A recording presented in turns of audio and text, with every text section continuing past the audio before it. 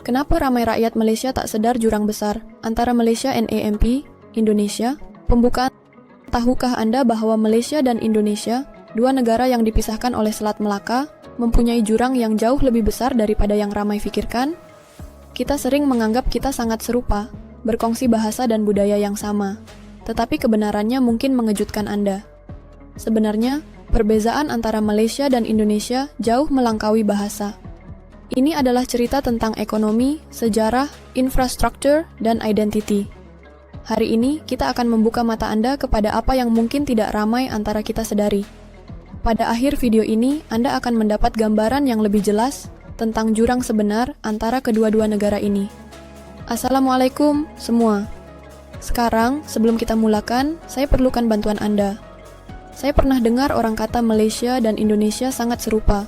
Mereka hampir sama. Tetapi saya tidak rasa begitu. Apa pendapat Anda?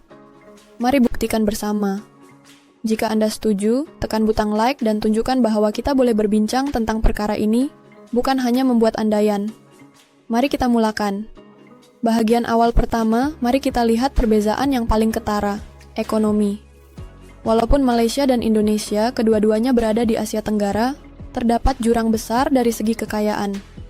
Tahukah Anda Malaysia mempunyai KDNK per kapita yang jauh lebih tinggi berbanding Indonesia?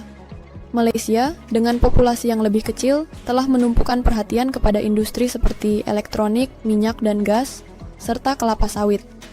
Sementara itu, Indonesia, walaupun merupakan ekonomi terbesar di Asia Tenggara, masih berhadapan dengan masalah kemiskinan, ketidaksamaan pendapatan, dan ekonomi yang banyak bergantung kepada sumber alam.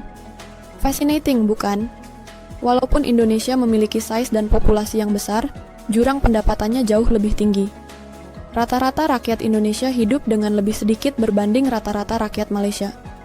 Ini bukan sekadar perbedaan angka, tetapi dalam kehidupan seharian.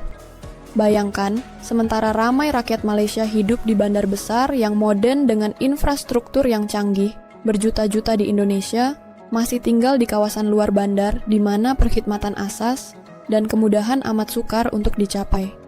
Kadang-kadang, kita terlupa bahwa walaupun kita hidup di zaman digital, berjuta-juta orang Indonesia masih bergelut dengan kemiskinan.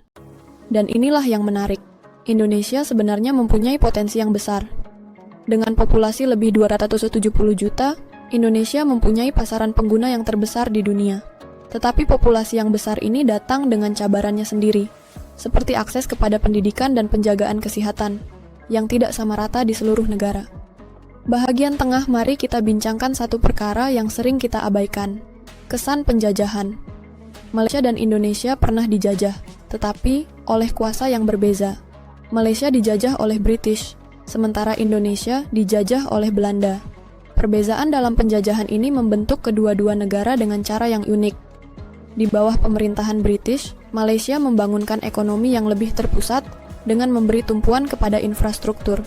British melabur banyak dalam membina landasan kereta api, pelabuhan, dan pusat bandar. Jika kita lihat hari ini, Malaysia mempunyai salah satu infrastruktur yang paling modern di Asia Tenggara. Bandingkan dengan Indonesia yang dijajah oleh Belanda selama berabad-abad. Fokus mereka lebih kepada mengeksploitasi sumber alam daripada membina ekonomi yang bersepadu. Sehingga kini, Indonesia masih berhadapan dengan masalah dalam membangunkan infrastrukturnya, terutamanya di kawasan luar bandar.